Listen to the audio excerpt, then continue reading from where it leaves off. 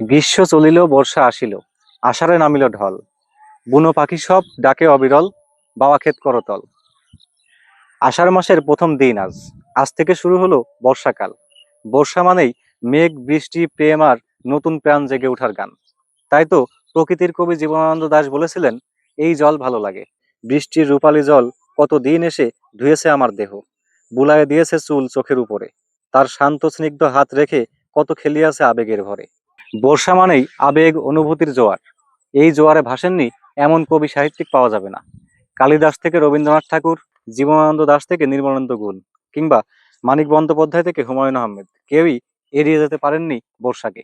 কবিগুরু রবীন্দ্রনাথ ঠাকুর লিখেছেন, নীল নব ঘনে আষাঢ় গগনে তিল ঠাই আর নাহিরে, ওগো আজ তোরা যাসনে ঘরের বাহিরে।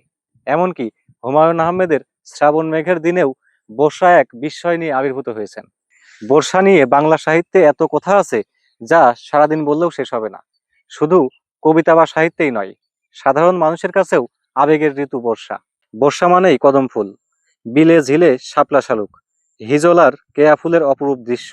বর্ষা মানেই রমণীদের নকশিকাতায় সুই সুতার অঙ্কন। বর্ষা মানেই নতুন পানি, নদী ও বিলের জলে নতুন প্রাণের সঞ্চার। চলুন বর্ষাকে বরণ করে পুরনো জঞ্জাল ধুয়ে মুছে আমরাও জেগে উঠি প্রাণ চাঞ্চল্যে।